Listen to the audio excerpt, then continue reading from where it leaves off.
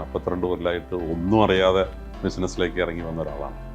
അപ്പോൾ അങ്ങനെ വലിയ പ്ലാനിങ്ങോ സോപ്പിനെ കുറിച്ചോ മാർക്കറ്റിനെ കുറിച്ചോ ഒന്നും അറിവില്ലാതെ തുടങ്ങി വെച്ചതാണല്ലോ. അപ്പോൾ എത്രയോ തെറ്റുകൾ ഞാൻ ചെയ്തിട്ടുണ്ട്. പഴയ ഒരു കാലഘട്ടവും ഈ ഒരു കാലഘട്ടത്തിലും മാർക്കറ്റിംഗ് സ്ട്രാറ്റജി ബിക്കിനിയിട്ട ഒരു സ്ത്രീയുടെ പരസ്യം പോലും ആദ്യമായിട്ട് മാർക്കറ്റിൽ കൊണ്ടുവരുന്നത് ഞങ്ങളാണ് അന്നത്തെ കാലത്ത്. പക്ഷെ അതൊരാൾ നിന്ന് വരയ്ക്കുകയാണ്. അപ്പോൾ വരയ്ക്കുമ്പോൾ ചുറ്റുമുള്ള ആൾക്കാരൊക്കെ മേലോട്ട് നോക്കി ഇങ്ങനെ നിൽക്കും. അപ്പോൾ അതൊക്കെ വലിയ ഇഷ്യൂ ആവും. പേപ്പർ ഫാനൊക്കെ ഞങ്ങൾ അന്നും ചെയ്യുന്നുണ്ട്, ഇന്നും ഉണ്ട്. കൈവിശറി എന്ന് പറഞ്ഞാൽ ഇന്നും ഡിമാൻഡാണ്. ഇപ്പൊ അവസാനം നടന്ന തൃശ്ശൂർ പൂരത്തിന് പോലും ഞങ്ങൾക്ക് സപ്ലൈ ചെയ്യാൻ പറ്റാണ്ടായി. ആനപ്പുറത്തിരിക്കുന്ന പാപ്പാനും ഇപ്പൊ തൃശ്ശൂർ പൂരത്തിന്റെ ഏത് വീഡിയോ എടുത്ത് നോക്കിയാലും കാണാം, പാപ്പാൻ വരെ ഇരുന്ന് വീശുന്നുണ്ടോ. മെഡിമിക്സ് എന്ന് പറയുന്ന ഒരു ബ്രാൻഡിന്റെ പേര്, ഡോക്ടർ സിദ്ധൻ ഒരു ഡോക്ടറായിരുന്നു. പേഷ്യൻസിന് വേണ്ടിയാണ് ഈ സോപ്പ് ഉണ്ടാക്കുന്നത്. കുടുംബത്തിൽ ഉപയോഗിച്ചിരുന്ന വിപ്രതി എന്ന് പറഞ്ഞൊരു ആയുർവേദ എണ്ണ ആണ് സോപ്പാക്കി മാറ്റിയത്. മെഡിസിനൽ മിക്സ് എന്നുള്ളതിന്റെ ഷോർട്ട് ഫോം ആയിട്ട് മെഡിമിക്സ് വന്നതാണ്. 85-ലൊക്കെ സോപ്പ് ഉണ്ടാക്കാൻ ലൈസൻസ് ആവശ്യമില്ലായിരുന്നു. പിന്നീടാണ് ഗവൺമെന്റ് റൂൾ മാറ്റുന്നത്. അപ്പോൾ കുറച്ചു കാലം ഞങ്ങൾ ലൈസൻസ് ഇല്ലാതെ സോപ്പ് ഉണ്ടാക്കിയിട്ടുണ്ട് ആ സമയത്ത്. അതും പ്രത്യേകിച്ച് ആയുർവേദ സോപ്പ് എന്ന് പറയുമ്പോൾ ഡ്രഗാണ്. അപ്പോൾ ഡ്രഗ് ലൈസൻസ് ഇല്ലാതെ ഉണ്ടാക്കുക എന്ന് പറഞ്ഞാൽ മിനിമം പനിഷ്മെന്റ് ഇംപ്രിസൺമെന്റ്. എല്ലാ തരത്തിലുള്ള റെയ്ഡുകളും ഫേസ് ചെയ്തിട്ടുള്ള ആളാണ് ഞാൻ. ചെന്നൈയിൽ ചെന്ന ആദ്യത്തെ ദിവസം തന്നെ നമ്മളെ റെയ്ഡ് ചെയ്യുന്നത് CBI ആണ്. എന്താണ് ബിസിനസ് എന്ന് അറിയുന്നതിന് മുമ്പ് തന്നെ CBI റെയ്ഡ് കണ്ട ആളാണ്. അടുത്ത തലമുറ ഇവിടെ വരണമെങ്കിൽ ഇതൊന്നുമല്ല ആവശ്യം. അവർക്ക് ജീവിക്കാൻ ഇഷ്ടപ്പെടുന്ന രീതിയിൽ കാര്യങ്ങൾ മാറണം, എന്നാലേ കാര്യമുള്ളൂ. അല്ലാതെ ഞങ്ങളൊന്നും ഇനി ഇങ്ങനെ ഇവിടെ ഇൻവെസ്റ്റ് ചെയ്തിട്ട് ഒരു കാര്യമില്ല. ഞാനിപ്പോൾ തൊഴിലാളികൾക്ക് വേണ്ടിയാണ് ശരിക്കും പറഞ്ഞ ബിസിനസ് മുന്നോട്ട് കൊണ്ടുപോകുന്നത്. ഹലോ, ഹായ്, നമസ്കാരം. Welcome to ginger media insights. ഇന്ന് മീറ്റ് ദ ലെജൻഡ്സ് എന്ന സെഗ്മെന്റിൽ we have a special guest, managing director of EVE group, doctor AV Anoop sir. നമുക്ക് എല്ലാവർക്കും മറക്കാൻ പറ്റാത്ത മെഡിമിക്സ് എന്ന് പറയുന്ന ഒരു സോപ്പിന്റെ ഒറിജിനേറ്റ് ഈ ഗ്രൂപ്പിൽ നിന്നാണ്. So let's welcome him. Welcome to the show sir. Hello sir, ഒത്തിരി സന്തോഷം. I am very excited and at the same time നെർവസുമാണ് സാറിനോട് സംസാരിക്കാൻ. എന്താണെന്ന് ചോദിച്ചു കഴിഞ്ഞാൽ നമുക്ക് എല്ലാവർക്കും എന്നും ഇങ്ങനെ മനസ്സിൽ തട്ടി നിൽക്കുന്ന ഒരു സ്മെല്ലാണ്. ഞാൻ സാറിനോട് ആദ്യം കണ്ടപ്പോൾ തന്നെ സംസാരിച്ചിരുന്നു. എനിക്കൊരു ദിവസം പോലും ഒഴിച്ചുകൂടാൻ പറ്റാത്തൊരു സ്മെല്ലാണ് മെഡിമിക്സ് എന്ന് പറയുന്ന ഒരു സോപ്പ്. അപ്പോൾ 55 years ആയി മെഡിമിക്സ് സോപ്പ് നമ്മുടെ ഇൻഡസ്ട്രിയിലേക്ക് വന്നേക്കുന്നത്. ഹൗ ഡു യു ഫീൽ ഈ ഒരു സർവൈവൽ എന്ന് എനിക്ക് പറയാൻ പറ്റില്ല, സർവൈവൽ ടു ദ ഫിറ്റസ്റ്റ് അല്ലെങ്കിൽ ഫൈനസ്റ്റ് എന്ന് പറയേണ്ടി വരും. ഹൗ ഡു യു ഫീൽ ആ ഒരു വലിയൊരു ജേർണി? തീർച്ചയായിട്ടും ഞാൻ മെഡിമിക്സിൽ ജോയിൻ ചെയ്തിട്ട് 42ാമത്തെ വർഷമാണത്. കഴിഞ്ഞ 42 കൊല്ലമായിട്ട് ഒന്നും അറിയാതെ ബിസിനസ്സിലേക്ക് ഇറങ്ങി വന്ന ഒരാളാണ്. അപ്പോൾ അങ്ങനെ വലിയ പ്ലാനിങ്ങോ സോപ്പിനെ കുറിച്ചോ മാർക്കറ്റിനെ കുറിച്ചോ ഒന്നും അറിവില്ലാതെ തുടങ്ങി വെച്ചതാണല്ലോ. അപ്പോൾ എത്രയോ തെറ്റുകൾ ഞാൻ ചെയ്തിട്ടുണ്ട്. അറിവില്ലായ്മയിലൂടെ ചെയ്ത പല തെറ്റുകളുണ്ട്. പക്ഷേ കുറേയൊക്കെ ഭാഗ്യം കൊണ്ടും കുറേയൊക്കെ പിന്നീട് എടുത്ത എഫേർട്ട് കൊണ്ടും അതിൽ നിന്നൊക്കെ താണ്ടിയാണ് ഈ 55 കൊല്ലത്തിൽ വന്ന് നിൽക്കുന്നത്. ഇന്നാണെങ്കിൽ അറിയാലോ, മാർക്കറ്റ് അത്രയും കോമ്പറ്റീറ്റീവാണ്. ലോകം ആകെ മാറിപ്പോയി. AI-ന്റെ കാലമാണ്. അപ്പോൾ ഇനി ഒരു 5-10 കൊല്ലം കൊണ്ട് എങ്ങോട്ടാണ് പോകുന്നതെന്ന് പോലും അറിയാതെ സ്തംഭിച്ച് നിൽക്കുന്ന ആളുകളാണ് പഴയ തലമുറയിലെ ആളുകളാണ് ഞങ്ങൾ. പക്ഷെ അത് സാർ പറഞ്ഞപ്പോൾ 42 വർഷമായി എന്ന് പറഞ്ഞപ്പോൾ ഞാൻ സാറിനെ പറ്റി അറിയാൻ കഴിഞ്ഞത്, സാർ ഒരു ഗവൺമെന്റ് ജോബ് എന്ന് പറയുന്ന ഒരു ജോബ് ഉപേക്ഷിച്ച് ബിസിനസ്സിലേക്ക് കയറി വന്ന ഒരാളാണ്. പലരും മടിക്കും, അതും അത്രയും വർഷം മുന്നേ. അതെങ്ങനെയായിരുന്നു? അത് ഞാൻ നേരത്തെ സൂചിപ്പിച്ചു തന്നെയാണ്. എൻ്റെ വിവരമില്ലായ്മ തന്നെ വേണമെങ്കിൽ പറയാം. കാരണം എന്ന് വെച്ചാൽ എനിക്ക് അച്ഛൻ മരിച്ചുകൊണ്ടാണ് ഗവൺമെൻറ് ജോലി കിട്ടിയത്. അച്ഛൻ അന്ന് കേരള ഫിഷറീസ് വകുപ്പ് ഡയറക്ടറായിരുന്നു. AG വാസവൻ എന്നായിരുന്നു പേര്. ഇത് 1981-ലാണ്. അപ്പോൾ എൻ്റെ പഠിപ്പ് കഴിഞ്ഞ ഉടനെ എനിക്ക് ജോലി കിട്ടും. പക്ഷേ അന്ന് സർക്കാർ ഓഫീസുകൾ കയറി ഇറങ്ങിയപ്പോൾ കുറേ പ്രശ്നങ്ങളുണ്ടായിരുന്നു. അതിൻ്റെ കൂടുതലൊന്നും ഇപ്പോൾ ഞാൻ സംസാരിക്കേണ്ട ആവശ്യമില്ല, എല്ലാവർക്കും അറിയാം. പക്ഷെ ഇന്ന് ഞാൻ അവരോടൊക്കെ വളരെ നന്ദിയുള്ള ആളാണ്. കാരണം അവരൊക്കെയാണ് എന്നെ സഹായിച്ചത്. അല്ലെങ്കിൽ അവരൊക്കെ അന്ന് എന്നോട് നല്ല രീതിയിൽ പെരുമാറുകയും എന്നെ 2 കൈ നീട്ടി സ്വീകരിച്ചിരുന്നെങ്കിൽ ഞാൻ ഇന്നും സർക്കാർ ഓഫീസിൽ എവിടെയെങ്കിലും ഇരിപ്പുണ്ടാവും, തിരുവനന്തപുരത്ത് എവിടെയെങ്കിലും ഇരിപ്പുണ്ടാവും. അതിൽ ഹാപ്പി ആയിരിക്കും എന്നാണോ സാർ പറയുന്നത്? അല്ല, അങ്ങനെയല്ല, അതാ പറഞ്ഞു. പക്ഷേ ഇതൊരിക്കലും ഞാൻ ഒരിക്കലും സ്വപ്നം കണ്ടിട്ടില്ല ഞാൻ ഇങ്ങനെയൊക്കെ ആകുമെന്നും, അല്ലെങ്കിൽ ഒരു ബിസിനസ്സിൽ ഇത്രയും വലുതാവും. മെഡിമിക്സ് അന്ന് സമരം വന്ന് പൂട്ടിയിരിക്കുകയായിരുന്നു. ചെറിയൊരു കമ്പനിയായിരുന്നു, അതും സമരം വന്ന് പൂട്ടിയിരിക്കുകയായിരുന്നു. അപ്പോൾ എൻ്റെ അമ്മാവനാണ് തുടങ്ങിയത്, ഡോക്ടർ VP സിദ്ധൻ. അപ്പോൾ അദ്ദേഹം ഒരു കത്തിലൂടെയാണ് എന്നോട് ചോദിച്ചത്, നിനക്ക് താല്പര്യം ഉണ്ടെങ്കിൽ നമുക്ക് രണ്ടാമത് തുടങ്ങാം. കാരണം അദ്ദേഹത്തിന് ഡോക്ടറായിട്ട് തന്നെ റെയിൽവേയിൽ ഡോക്ടറായിരുന്നു. അപ്പോൾ അത് കണ്ടിന്യൂ ചെയ്യാനാണ് ആഗ്രഹം. അപ്പോൾ തീരുമാനം പറഞ്ഞാൽ അതിനനുസരിച്ച് ചെയ്യാമെന്നാണ്. അപ്പോൾ അന്നത്തെ ഒരു ആവേശത്തിൽ ശരി എന്നും പറഞ്ഞ് ഗവൺമെൻറ് ജോലി വേണ്ടാന്ന് വെച്ച് പോയതാണ്. മാർക്കറ്റിങ്ങിന്റെ കാര്യം സാർ ഇപ്പം പറഞ്ഞു. മെഡിമിക്സ് എന്ന് പറയുന്ന ഒരു ബ്രാൻഡ് എന്നും സ്റ്റാൻഡ് ഔട്ട് ചെയ്യുന്നതാണ് മാർക്കറ്റിംഗ്. ഇപ്പോൾ AI വന്നാലും എന്ത് വന്നാലും മെഡിമിക്സ് അന്നും ഇന്നും സ്റ്റാൻഡ് ഔട്ട് ചെയ്യുന്നതാണ്. ഐ സ്റ്റിൽ റിമെമ്പർ, ഞാനൊക്കെ കൊച്ചാണ്, എന്നാലും ഒരു സിനിമാറ്റിക് എക്സ്പീരിയൻസിൽ നമുക്കൊരു അഡ്വർടൈസ്മെന്റ്സ് ഒക്കെ തന്ന ഒരു ബ്രാൻഡിൽ മെഡിമിക്സ് തീർച്ചയായും അന്നുണ്ട്. ഇന്നാണെങ്കിൽ ഇപ്പം ആരാധനയും ഉണ്ട്, ട്രോൾ ചെയ്യുന്നതും ഉണ്ട്, അങ്ങനെ എല്ലാം തന്നെ മെഡിമിക്സ് എന്ന് പറയുന്ന ഒരു പരസ്യം വരുമ്പോൾ തീർച്ചയായിട്ടും ഉണ്ട്. അപ്പോൾ സാറ് ആ ഒരു marketing strategy how do you take it? ഇപ്പം ഈ പഴയ ഒരു കാലഘട്ടവും ഈ ഒരു കാലഘട്ടത്തിലും മാർക്കറ്റിംഗ് സ്ട്രാറ്റജി എങ്ങനെ തോന്നുന്നു? അല്ല, വലിയ മാറ്റങ്ങളല്ലേ വന്നിരിക്കുന്നത്. പ്രത്യേകിച്ച് അന്നൊന്നും ഈ ഡിജിറ്റലും ക്യാമറയും അല്ലെങ്കിൽ ഇൻസ്റ്റാഗ്രാം ഒന്നും ഇല്ലാത്ത കാലമാണ്. അപ്പോൾ അന്നൊക്കെ ഈവൻ ഞങ്ങളൊരു ഹോർഡിങ് ചെയ്യാന്ന് പറഞ്ഞു കഴിഞ്ഞാൽ ഒരു ആർട്ടിസ്റ്റ് വലിയ ഇത് കെട്ടി അതിൻ്റെ മേലെ കയറിയിരുന്ന് പടം വരയ്ക്കുകയാണ്. അപ്പോൾ ഒരു ബിക്കിനി ഇട്ട ഒരു സ്ത്രീയുടെ പരസ്യം പോലും ആദ്യമായിട്ട് മാർക്കറ്റിൽ കൊണ്ടുവരുന്നത് ഞങ്ങളാണ് അന്നത്തെ കാലത്ത്. പക്ഷെ അതൊരാൾ നിന്ന് വരയ്ക്കുകയാണ്. അപ്പോൾ വരയ്ക്കുമ്പോൾ ചുറ്റുമുള്ള ആൾക്കാരൊക്കെ മേലോട്ട് നോക്കി ഇങ്ങനെ നിൽക്കും. അപ്പോൾ അതൊക്കെ വലിയ ഇഷ്യൂ ആവും. പോലീസുകാർ വന്ന് ചോദിക്കുന്നത് എന്താ അവിടെ വരയ്ക്കണതൊക്കെ. പക്ഷേ അങ്ങനെയും ചിന്തിച്ചിട്ടുണ്ട്. പിന്നെ നമ്മൾ റിലീജിയസ് ആയിട്ട് അമ്പലത്തിലായാലും പള്ളിയിലായാലും ഒക്കെ നമ്മൾ അവരുടെ ആഘോഷങ്ങളിൽ അവരുടെ ഭാഗമായി അതിനകത്തൊക്കെ പരസ്യം ചെയ്ത്, അതുപോലെ തന്നെ അവരുടെ ദൈവങ്ങളുടെ പടം വെച്ചുകൊണ്ടുള്ള കാർഡുകൾ അവർക്ക് കൊടുത്ത്, അങ്ങനെയും റൂറൽ മാർക്കറ്റിംഗ് ഒക്കെ ഒരു സമയം വരെ അങ്ങനെയും റൂറൽ മാർക്കറ്റ് അന്നും ഇന്നും അതൊന്നും വിട്ടിട്ടില്ല. കാരണം ഇന്നും അതിനൊക്കെ ഡിമാൻഡുണ്ട്. പേപ്പർ ഫാനൊക്കെ ഞങ്ങൾ അന്നും ചെയ്യുന്നുണ്ട്, ഇന്നും ഉണ്ട്. കൈവിശറി എന്ന് പറഞ്ഞാൽ ഇന്നും ഡിമാൻഡാണ്. ഇപ്പം അവസാനം നടന്ന തൃശ്ശൂർ പൂരത്തിന് പോലും ഞങ്ങൾക്ക് സപ്ലൈ ചെയ്യാൻ പറ്റാണ്ടായിപ്പോയി. അതുപോലത്തെ ഡിമാൻഡായി. ചൂടിൽ ആനപ്പുറത്തിരിക്കുന്ന പാപ്പാനും ഇപ്പോൾ തൃശ്ശൂർ പൂരത്തിൻ്റെയൊക്കെ ഏത് വീഡിയോ എടുത്ത് നോക്കിയാലും കാണാം, പാപ്പാൻ വരെ ഇരുന്ന് വീശുന്നുണ്ടാവും മെഡിമിക്സിൻ്റെ വിശറി ഉപയോഗിച്ച്. അപ്പോൾ പലതരത്തിലുള്ള മാർക്കറ്റിംഗ് സ്ട്രാറ്റജി ഞങ്ങൾ എന്തൊക്കെ ഒരു ട്രെയിൻ മൊത്തമായിട്ട് ഞങ്ങൾ സ്പോൺസർ ചെയ്തിട്ടുണ്ടാവും. ആ കാലത്ത് തന്നെ ചെയ്തിട്ടുണ്ട്. ഇന്നും നമ്മൾ മെട്രോ ട്രെയിനുകളൊക്കെ ചെന്നൈയിലൊക്കെ നമ്മൾ സ്പോൺസർ ചെയ്യുന്നുണ്ട്. പിന്നെ ഡിജിറ്റലായിട്ട് ഇപ്പോൾ മാറ്റം വന്ന സമയത്ത് ഡിജിറ്റലായിട്ട് ദിവസവും ഞങ്ങൾക്ക് ഓൺ ടീമുണ്ട്. അപ്പോൾ ആ ക്രിയേറ്റീവ് ആൾക്കാർ ഡെവലപ്പ് ചെയ്തെടുക്കുന്നു. പിന്നെ ചാനലുകൾ വന്നത് തന്നെ പ്രൈവറ്റ് ചാനലുകളൊക്കെ 92-93 ആ കാലഘട്ടത്തിലാണ്. അപ്പോൾ ആദ്യം തന്നെ പരസ്യം അങ്ങനെ നമ്മൾ ഇറക്കി. അതിനകത്ത് കൂടെയൊക്കെ വന്ന പലരും ഇന്നും സൂപ്പർ സ്റ്റാറുകളും സൂപ്പർ പ്രതിഭകളൊക്കെ ആയിട്ട് ഇന്നും നിലനിൽക്കുന്നുണ്ടെന്നുള്ളത് നമുക്ക് സന്തോഷമുള്ള കാര്യമാണ്. എന്താ പറയുക, ഭയങ്കര ഒരു എക്സലന്റ് ആയിട്ടുള്ള ഒരു ഐഡിയ ആണ് നിങ്ങളുടെ എപ്പോഴും ആഡ് സ്റ്റാൻഡ് ഔട്ട് ചെയ്യുന്ന ഒരു കാര്യം തന്നെയാണ്. സാറ് പറഞ്ഞു വന്നപ്പോൾ പലയിടത്തും സാറ് പറഞ്ഞിട്ടുണ്ടായിരിക്കും മെഡിമിക്സ് എന്ന് പറയുന്ന ഒരു ബ്രാൻഡിന്റെ പേര്. ഇപ്പം ആയുർവേദമാണ് നമ്മുടെ മെയിൻ ഒരു കാര്യം. ഹാൻഡ് മെയ്ഡ് ആയുർവേദിക് സോപ്പാണ് മെഡിമിക്സ്. സോ അത് എങ്ങനെ വന്നു? ഒരു പേര് ഞങ്ങൾക്കായിട്ടൊന്ന് ഷെയർ ചെയ്യാമോ? അതിൻ്റെ അല്ല, അത് ഡോക്ടർ സിദ്ധൻ ഒരു ഡോക്ടറായിരുന്നു. പേഷ്യൻസിന് വേണ്ടിയാണ് ഈ സോപ്പ് ഉണ്ടാക്കുന്നത്.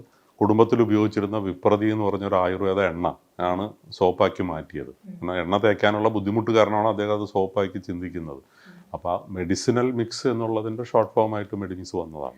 സർ, ഇപ്പം ഇത്രയും വർഷമായിട്ട് നിൽക്കുന്നത് നമ്മൾ പറഞ്ഞു.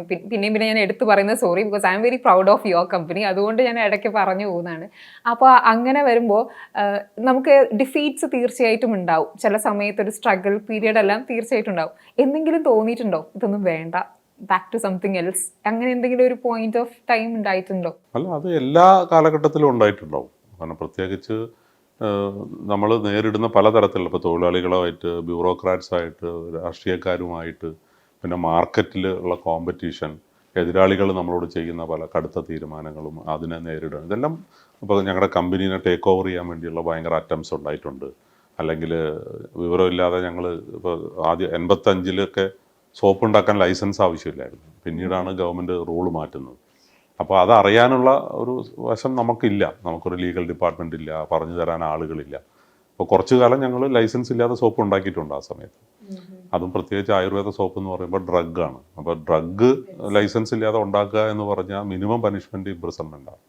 അങ്ങനെയൊക്കെയുള്ള അതിൽ നിന്നൊക്കെ നമ്മൾ രക്ഷപ്പെട്ടു വന്നു എന്നുള്ളതാണ് ഇന്നും നമുക്ക് തന്നെ ആലോചിച്ചാൽ മനസ്സിലാവാത്തത് എങ്ങനെയാണ്. അപ്പോൾ അന്നും ഞാൻ ആലോചിച്ചിട്ടുണ്ട് ഇതോടുകൂടെ എല്ലാം അവസാനിപ്പിക്കാം.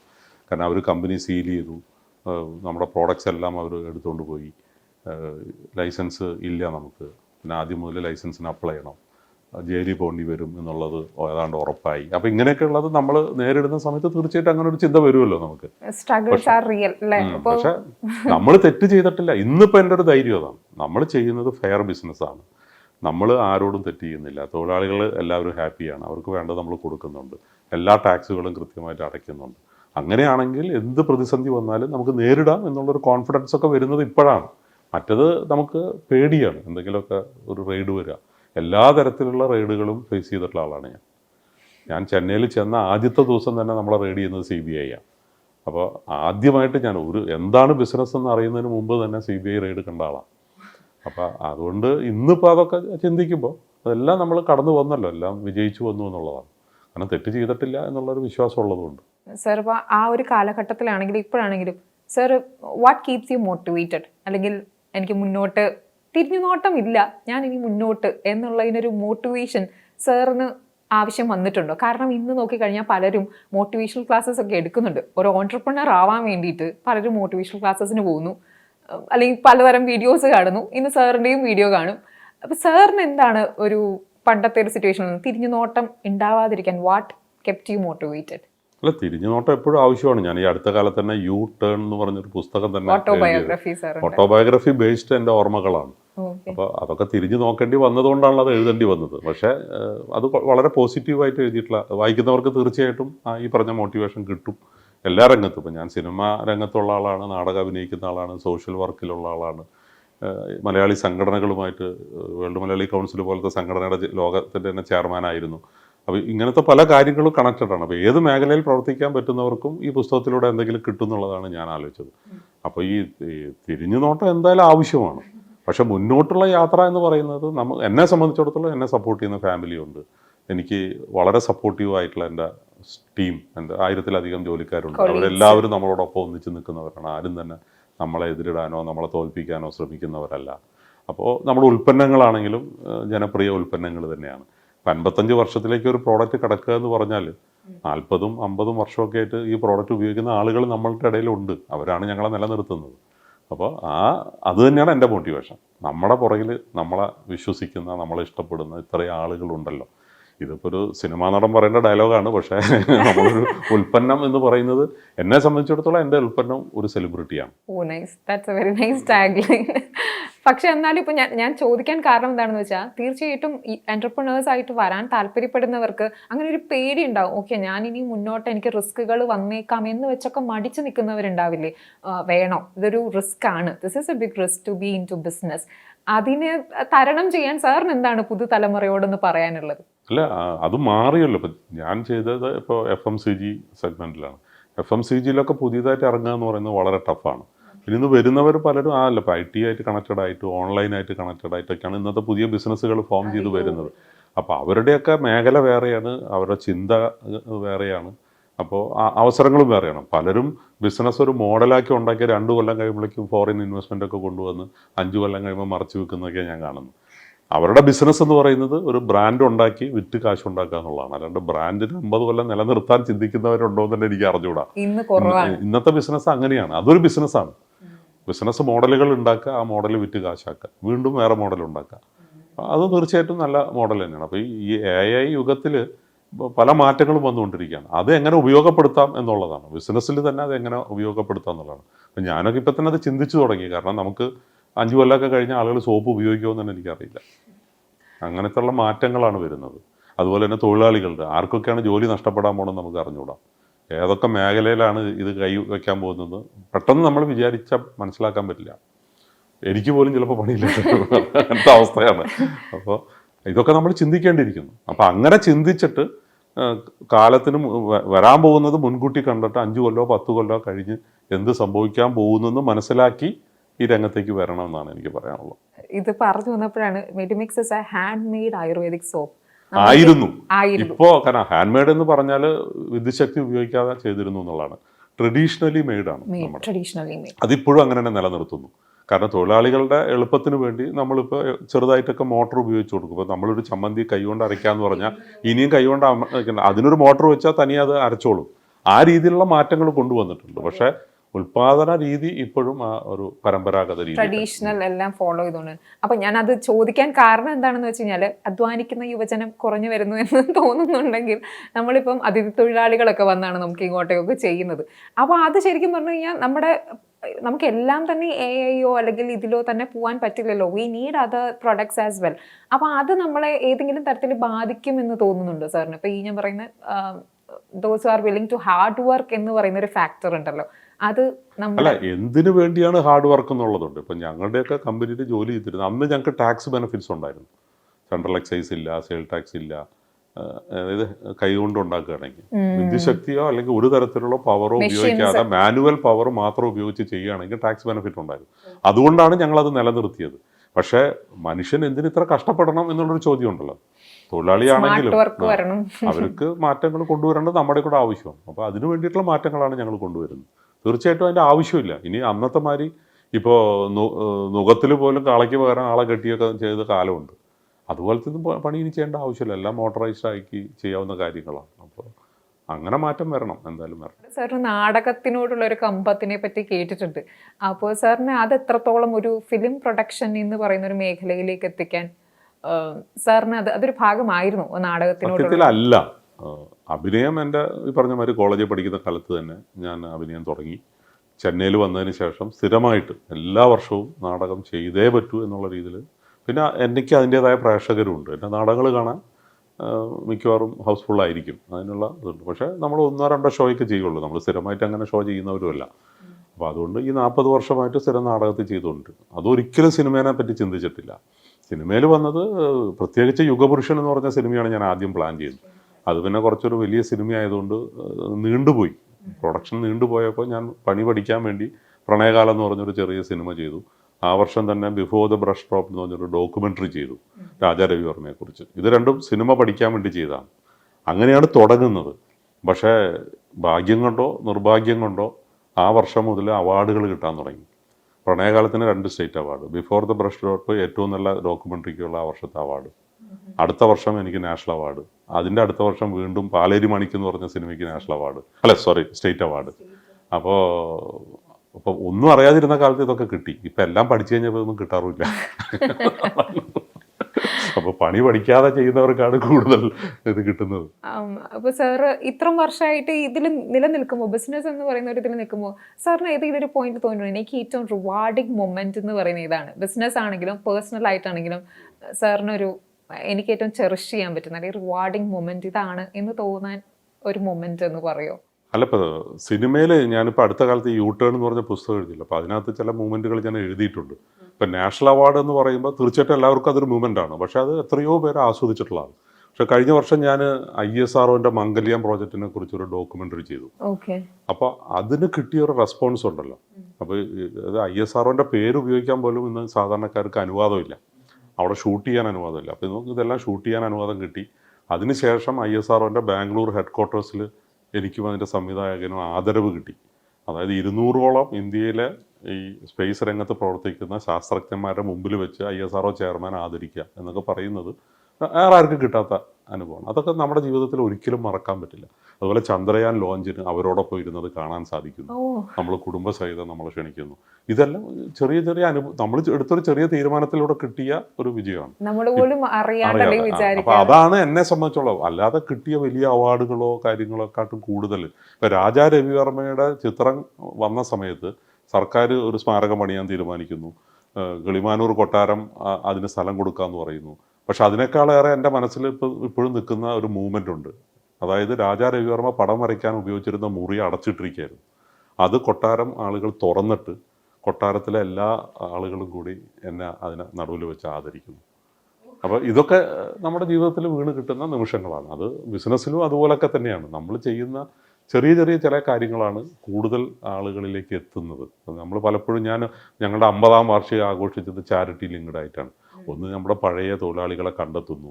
ആദ്യത്തെ തൊഴിലാളി, ആദ്യത്തെ മാർക്കറ്റിങ്ങിൻ്റെ ആൾ, ഓഡിറ്റർ, അല്ലെങ്കിൽ ആദ്യത്തെ ഡിസ്ട്രിബ്യൂട്ടർ, ആദ്യമായിട്ട് സോപ്പ് വെച്ച കട, ഇതൊക്കെ കണ്ടെത്തുക, അവരെ ആദരിക്കുക.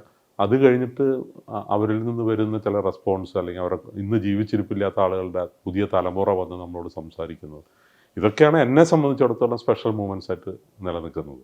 സാർ ഇപ്പോൾ തൊഴിലാളികളുമായിട്ടുള്ള ബന്ധത്തെ പറ്റി പറഞ്ഞു കഴിഞ്ഞപ്പോൾ അപ്പോൾ നമ്മൾക്ക് പലപ്പോഴും ചർച്ചയായിട്ടുള്ളൊരു വിഷയമാണ്. As A managing director sir അവരോട് എങ്ങനെ പറയുന്നു, നിങ്ങൾ ഇത്ര നേരം വർക്ക് ചെയ്യണം എന്ന് ശാഠ്യം പിടിക്കുന്ന ഒരു മാനേജിങ് ഡയറക്ടറാണോ സാർ? നിങ്ങൾ ഇത്ര മണിക്കൂർ വർക്ക് ചെയ്യണം, അല്ലെങ്കിൽ നിങ്ങളുടെ വർക്ക് പാറ്റേൺ ഇങ്ങനെ ആയിരിക്കണം എന്ന് പറയുന്ന ഒരാളാണോ സാർ? അതാ ഞാൻ പറഞ്ഞ ആദ്യകാലത്തൊക്കെ ഞാൻ അങ്ങനെ പറഞ്ഞിട്ടുണ്ടാവാം, അല്ലെങ്കിൽ ക്വാളിറ്റി കോൺഷ്യസ് ആവണം, ഇതൊക്കെ ഞാൻ പറഞ്ഞിട്ടുണ്ടാവാം. ഇന്ന് ഞാനിപ്പോൾ അമ്പലത്തിൽ പോയിട്ട് വരണ ആൾ കാറിൽ നിന്ന് ഇറങ്ങുമ്പോഴേക്കും തന്നെ ഒരു തൊഴിലാളി ഓടി, സാറേ നെറ്റിയിൽ ചന്ദനം ഉണ്ട് കേട്ടോ, അതൊന്ന് തുടച്ചിട്ട് കയറിയാൽ മതി എന്ന് പറയുന്ന കാലത്തിലേക്ക് വന്നു. മനസ്സിലാവുണ്ടോ? അപ്പോൾ തൊഴിലാളികൾ ഇന്ന് അത്രയും അല്ല, ഫ്രീ എന്നുള്ളതല്ല, അവർ ക്വാളിറ്റി കോൺഷ്യസ് ആണ്. അവരുടെ സമയം എന്താണ്, അല്ലെങ്കിൽ ഇപ്പോൾ ഒരു ടാർഗറ്റ് എന്താണ്, എത്രയാണ് ചെയ്യേണ്ടത്. ഞാനിപ്പോൾ മാർക്കറ്റിംഗ് സ്റ്റാഫിനോട് പോലും ഞാൻ ടാർഗറ്റ് കൊടുക്കാറില്ല. അവർ തരുന്ന ടാർഗറ്റ് ഞാൻ അക്സെപ്റ്റ് ചെയ്യാറാണ്. അപ്പോൾ അതൊരു ടീം വർക്കാണ്. വെറുതെ നമ്മൾ ചെയ്യാൻ പറ്റാത്തൊരു ടാർഗറ്റ് ഫിക്സ് ചെയ്തിട്ട് അതിനുവേണ്ടി പ്രഷർ കൊടുത്താൽ ഒന്നും കിട്ടില്ല. അതേസമയം അവർ ഒരു ടാർഗറ്റ് ഫിക്സ് ചെയ്യണമെങ്കിൽ അവരത് നേടിയിരിക്കും. അതിനുവേണ്ടി അവർ എഫേർട്ട് ഇടും. അതുപോലെ തന്നെയാണ് തൊഴിലാളികളും.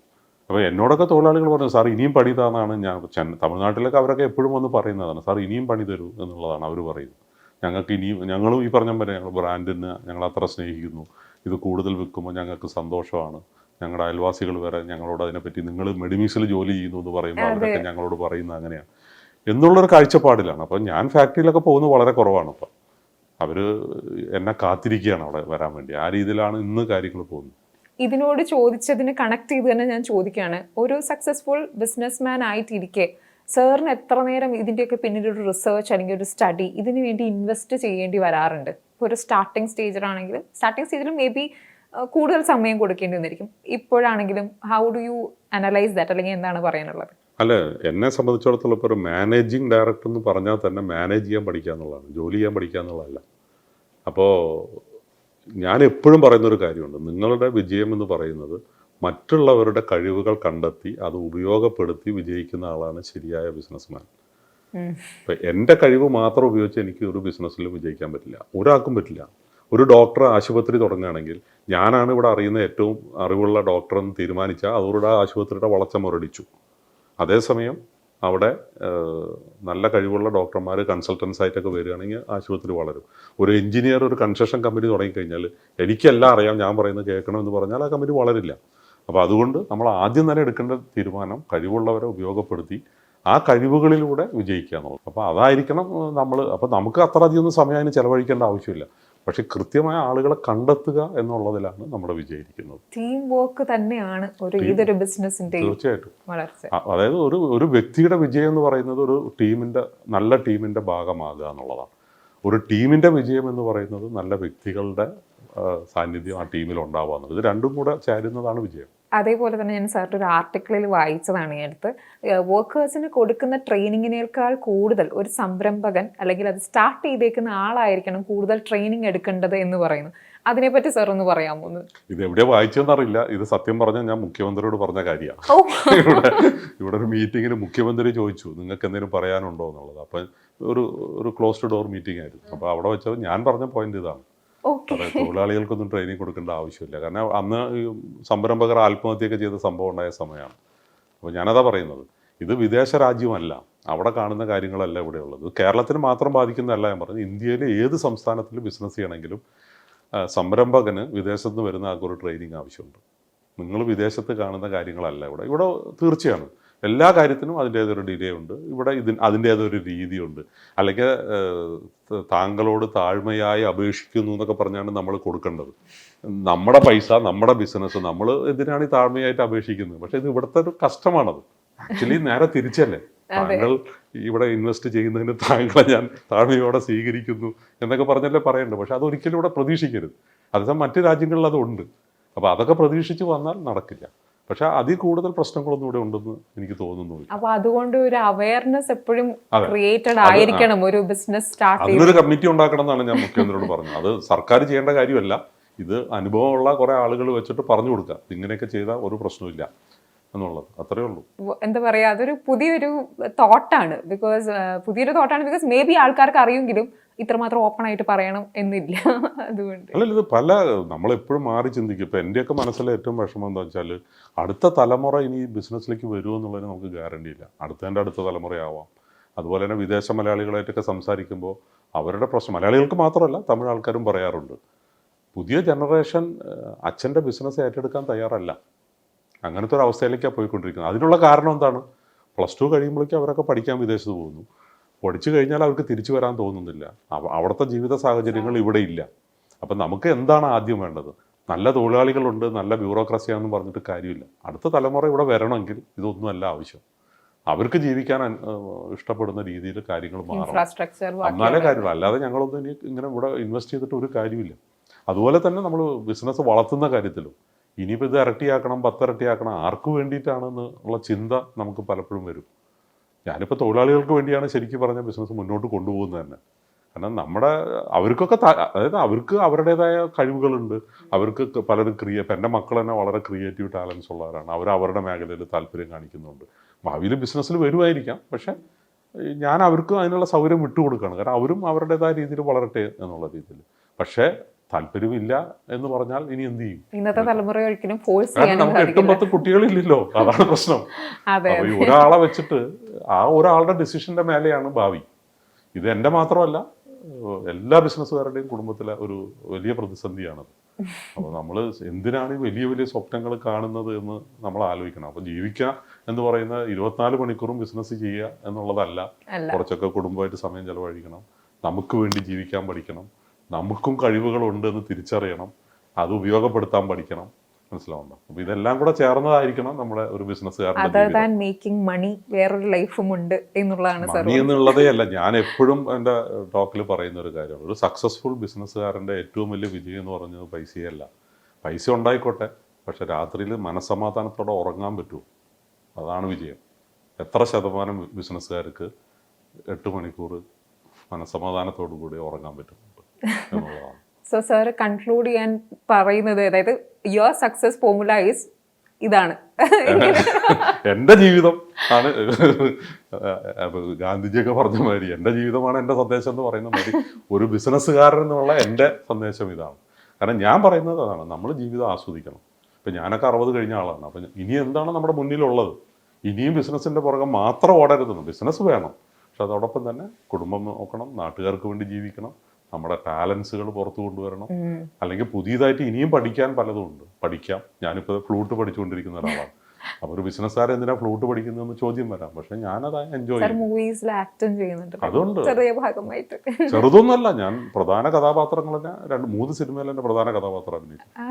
അതൊക്കെ ഒരു സൈഡിൽ ഞാൻ, അതുപോലെ തന്നെ മലയാളം, തമിഴ്, ഹോളിവുഡിൽ വരെ ഞാൻ അഭിനയിച്ചിട്ടുണ്ട്. അപ്പോൾ അതൊക്കെ ഒരു സൈഡിൽ ഇങ്ങനെ നടക്കുന്നുണ്ട്. പക്ഷെ അതൊന്നുമല്ല എൻ്റെ സ്വപ്നം. പക്ഷെ അതൊക്കെ ഒരു പാഷൻ എന്നുള്ള രീതിയിൽ ചെയ്യുന്നുള്ളൂ, അല്ലാണ്ട് ആ രംഗത്ത് എന്തെങ്കിലും ആവണം. കാരണം ഇതിപ്പോൾ ഈ വർഷത്തെ ഫിലിം ക്രിറ്റിക്സ് അവാർഡ് അഭിനയത്തിന് കിട്ടിയ ആളാണ് ഞാൻ. മനസ്സിലാവും. അതൊക്കെ പക്ഷെ ആരും ശ്രദ്ധിക്കില്ല, കാരണം ആരും അതിൻ്റെ ഇടയിലേക്ക് നോക്കില്ല. പക്ഷെ അവാർഡ് കിട്ടിയ ആളാണ് ഞാൻ. ഇപ്പോഴത്തെ പുതിയ അപ്കമിങ് ആയിട്ടുള്ള ബിസിനസ് ആളുകൾക്ക് they are looking for motivational ക്ലാസ്സസിന് പോകുന്നു, ട്രെയിനിങ് എടുക്കുന്നു, അങ്ങനെയൊക്കെ. സാറിന് എന്ത് തോന്നുന്നു, അതൊക്കെ എത്രത്തോളം അനിവാര്യമാണ് ഈ ഒരു ഫീൽഡിൽ നിൽക്കാൻ? അല്ല, മോട്ടിവേഷൻ തീർച്ചയായിട്ടും ആവശ്യം തന്നെയാണ്. പിന്നെ ഓരോരുത്തരുടെ മേഖലയും വേറെയാണല്ലോ, അപ്പോൾ അതുകൊണ്ട് വ്യത്യസ്ത രീതിയിലുള്ള അതുണ്ട്. പക്ഷെ ബേസിക്കായിട്ട് നമ്മൾ ചെയ്യാൻ ഉദ്ദേശിക്കുന്ന കാര്യവുമായിട്ട് ബന്ധപ്പെട്ടുള്ള പുസ്തകങ്ങളുമുണ്ട്, നല്ല നല്ല പുസ്തകങ്ങളുണ്ട്. ഞാൻ ഈ അടുത്ത കാലത്ത് എൻ്റെ ഗ്രാൻഡ് ഫാദർ എഴുതിയ AC ഗോവിന്ദൻ എന്ന് പറഞ്ഞ എൻ്റെ ഗ്രാൻഡ് ഫാദർ എഴുതിയ കുറേ പുസ്തകങ്ങൾ പുനഃപ്രസിദ്ധീകരിച്ചു. അപ്പോഴാണ് ഞാൻ തന്നെ അത് വായിക്കുന്നത്. ഈ മോട്ടിവേഷണൽ സ്പീക്കേഴ്സ് പറയുന്നതിനെക്കാട്ടൊക്കെ എത്രയോ മനോഹരമായിട്ട് അതേ കാര്യങ്ങൾ 70 കൊല്ലം 80 കൊല്ലം മുമ്പ് അദ്ദേഹത്തിൻ്റെ പുസ്തകത്തിൽ എഴുതിയിട്ടുണ്ട്, ആ കാലത്തെ എഴുതിയിട്ടുണ്ട്. അപ്പോൾ ഇത് ആ കാലഘട്ടത്തും ഇതെല്ലാം ഉണ്ടായിരുന്നു എന്നുള്ളത് ഞാൻ ഇപ്പോഴാണ് മനസ്സിലാക്കുന്നത്, ഇതേ മോട്ടിവേഷണൽ കാര്യങ്ങൾ. പക്ഷേ കാലഘട്ടം, നമ്മളിപ്പോൾ സിനിമയിൽ തന്നെ പറയുമല്ലോ, ഇപ്പോൾ പുതുതലമുറ അല്ലെങ്കിൽ മാറി വരുന്ന എന്നൊക്കെ, ഇത് എല്ലാ കാലഘട്ടത്തിലും അവർ പറയുന്നതാണല്ലോ. അന്നും മാറ്റമാണല്ലോ, ഓരോ കാലഘട്ടവും മാറ്റമാണ്. അപ്പോൾ തീർച്ചയായിട്ടും പൈസ കൊടുത്ത് മോട്ടിവേഷണൽ ക്ലാസ്സിൽ പോകണോ എന്ന് എനിക്കറിയില്ല. നല്ല നല്ല പുസ്തകങ്ങളുണ്ട്. എത്രയോ നമ്മൾ മനസ്സിൽ കാണുന്ന, നമ്മൾ ആരാധിക്കുന്ന ഒരു ബിസിനസ്സുകാരൻ ആരാണ്, അദ്ദേഹത്തിൻ്റെ പുസ്തകം ഇന്ന് മാർക്കറ്റിലുണ്ടാവും. അത് വായിച്ചാൽ തന്നെ നമുക്ക് സ്വയം മനസ്സിലാക്കി മോട്ടിവേറ്റഡ് ആവാം. മനസ്സിലാവണം നമുക്ക് എന്താണ് വേണ്ടത്. ഇപ്പം ഞാൻ എൻ്റെ പുസ്തകത്തിൽ എഴുതിയൊരു കാര്യമുണ്ട്, ഒരു ബിസിനസ്സുകാരൻ ഇങ്ങനെയൊക്കെ ആകാമോ എന്നുള്ളത്. ഇപ്പം ഞങ്ങൾ വളർന്നു വരുന്ന സമയത്താണ് ആദി ഗോദ്റേജ് ഒരു ദിവസം എന്നെ വിളിക്കുന്നു. അപ്പോൾ സോപ്പ് മേഖലയിലെ ഏറ്റവും വലിയ ആളാണ്, പേരാണ്. അദ്ദേഹം എന്നെ വിളിച്ചിട്ടുണ്ട്, എന്നെ കാണാൻ ആഗ്രഹമുണ്ടെന്ന്. ഞാൻ ആള് മാറിപ്പോയതാണോ അതോ എന്നെ ആരെങ്കിലും പറ്റിക്കുകയാണോ എന്നൊക്കെ എനിക്ക് തോന്നി. അപ്പോൾ അദ്ദേഹം പറഞ്ഞു കാണാൻ. ഞാൻ പോയി കണ്ടു. ഉച്ചഭക്ഷണത്തിന് എല്ലാവർക്കും കൂപ്പൺ കൊടുത്തിട്ടുണ്ടായിരുന്നു, രാവിലെ തന്നെ കൂപ്പൺ കൊടുത്തിരുന്നു. അപ്പം ഞാൻ ഭക്ഷണം കഴിക്കാൻ നിൽക്കുമ്പോൾ നീണ്ട ക്യൂ ആണ്. അപ്പോൾ എൻ്റെ മുമ്പിൽ നിൽക്കുന്നത് നോക്കുമ്പോൾ ആദി ഗോദ്റേജ്. അപ്പോൾ ഞാൻ ചോദിച്ചു, സാറ് എന്തിനാ ക്യൂവിൽ നിൽക്കുന്നത്? സാറ് ക്യൂവിൽ നിൽക്കേണ്ട ആവശ്യമില്ലല്ലോ, സാറല്ലേ സ്പോൺ. No that's okay. അങ്ങനെ വർത്തമാനം പറഞ്ഞ് ഞങ്ങൾ മുന്നോട്ട് ചെന്നപ്പോൾ അദ്ദേഹം പോക്കറ്റിൽ തപ്പിച്ച് നോക്കുമ്പോൾ കൂപ്പൺ കാണാനില്ല. അപ്പോൾ അവർ പറയുന്നുണ്ട് no it's okay, it's no എന്ന് പറഞ്ഞ ആൾ റൂമിലേക്ക് തിരിച്ചു പോയിട്ട് കൂപ്പൺ എടുത്തിട്ട് വരുന്നു. എന്നിട്ട് വീണ്ടും ക്യൂവിൽ പുറകിൽ പോയി നിൽക്കുന്നു. മനസ്സിലാവണം. ഇതിലൂടെയാണ് മോട്ടിവേഷൻ വരുന്നത് എന്നെ പോലെയുള്ള ആളുകൾക്ക്. അതേസമയം നമുക്ക് ചിന്തിക്കാൻ പറ്റും, നമ്മൾ നടത്തുന്ന ഒരു പരിപാടിയിൽ ആ കമ്പനിയുടെ മാനേജിങ് ഡയറക്ടർ നമ്മളെല്ലാം കാണുന്നത് എന്താണ്, അയാളാണ് ഏറ്റവും മുമ്പിൽ, അത് കഴിഞ്ഞിട്ടേ ബാക്കിയുള്ളവർക്കുള്ളൂ. പക്ഷെ ഇത് നമ്മൾ നടത്തുന്ന പരിപാടിയിൽ നമ്മൾ എങ്ങനെ ഹമ്പിളാവാം, നമ്മൾ മറ്റുള്ളവർക്ക് വേണ്ടിയല്ലേ എന്നുള്ള ആ ഒരു ചിന്ത നമുക്ക് വരണം എന്നുള്ളത് ഞാൻ പഠിച്ചത് അവിടെ നിന്നാണ്. സാറ് തന്നെ ഈ അടുത്ത് എഴുതിയ യു ടേൺ ബുക്ക്, അതിൻ്റെ ഉള്ളൊരു ഭാഗം കണ്ടു. മോഹൻലാലും മമ്മൂക്കയൊക്കെ ആയിട്ടുള്ള ഒരു ലാലേട്ടനും മമ്മൂക്ക ആയിട്ടുള്ള ഒരു ബന്ധത്തെ പറ്റിയിട്ട് സാർ അതിനെ പറ്റി ഒന്ന് പറയാമോ? ഫിലിം ഫീൽഡിൽ നിൽക്കുന്നതുകൊണ്ട് തന്നെ. അല്ല, ഞാൻ പുസ്തകത്തിൽ എഴുതിയ കാര്യങ്ങളൊക്കെ ഞാൻ സിനിമാ നിർമ്മാതാവ് ആകുന്നതിന് മുമ്പത്തെ ഒരു കാലഘട്ടമാണ്. അന്ന് മദ്രാസിലായിരുന്നല്ലോ ഇവരെല്ലാം ജീവിച്ചിരുന്നത്. എല്ലാ താരങ്ങളും ജീവിച്ചിരുന്നത് മദ്രാസിലാണ്. അപ്പോൾ മോഹൻലാൽ കോളേജിൽ ഞാൻ ആളുടെ ജൂനിയറായിട്ട് പഠിച്ചിട്ടുണ്ട് ഒരേ കാലഘട്ടത്തിൽ തന്നെ. പക്ഷെ അതിനേക്കാളേറെ ചെന്നൈയിൽ വന്ന് ഞങ്ങൾ ഒന്നിച്ച് ഷട്ടിൽ കളിക്കുക, മലയാളി ക്ലബിലെ പരിപാടികളിൽ ഒന്നിച്ച് പങ്കെടുക്കുക, അങ്ങനെയൊക്കെ ധാരാളം. പിന്നെ എൻ്റെ നാടകത്തിൻ്റെ റിഹേഴ്സൽ കാണാനൊക്കെ ആൾ വരും, അങ്ങനെയൊക്കെ ഉള്ള ഒരു ഇതുണ്ടായിരുന്നു.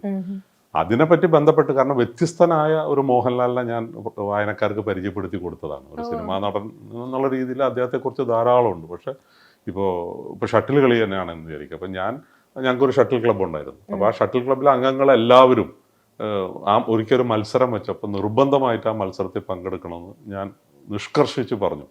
അന്ന് ഞാൻ അവിടുത്തെ മലയാളി ക്ലബിൻ്റെ സെക്രട്ടറിയും കൂടി ആയിരുന്നു. അപ്പോൾ മോഹൻലാൽ എൻ്റെ അടുത്ത് വന്നിട്ട് പറഞ്ഞല്ല, എന്നെ ഇന്ന് ഒഴിവാക്കണം, കാരണം ഞാൻ കളിച്ചാൽ അത് വാർത്തയാവും, തോൽക്കുന്നുള്ള ഉറപ്പാണ്. അപ്പോൾ അതുള്ള രീതിയിലുള്ള സംസാരം. അപ്പോൾ ഞാൻ പറഞ്ഞു അത് പറ്റില്ല, ഇതിൻ്റെ ഭാഗമാകണം എന്ന് പറഞ്ഞാൽ ഭാഗമാകണം എന്ന് പറഞ്ഞു.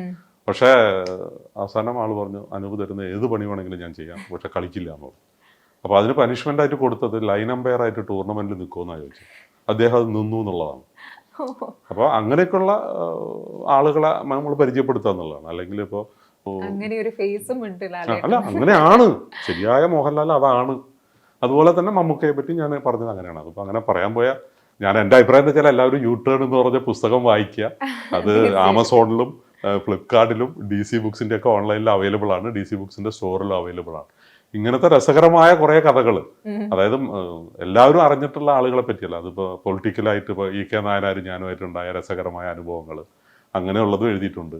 അതുപോലെ ബിസിനസ് രംഗത്തുള്ള കടുത്ത അനുഭവങ്ങളും അതിൽ നിന്ന് എങ്ങനെ പുറത്തു വന്നത്, അങ്ങനെ ഏത് രംഗത്ത് പ്രവർത്തിക്കുന്നവർക്ക് സിനിമ, ബിസിനസ്, സോഷ്യൽ വർക്ക്, അഭിനയം, ഇതൊക്കെ താല്പര്യമുള്ളവർക്ക് അതിൽ നിന്ന് പലതും കിട്ടും.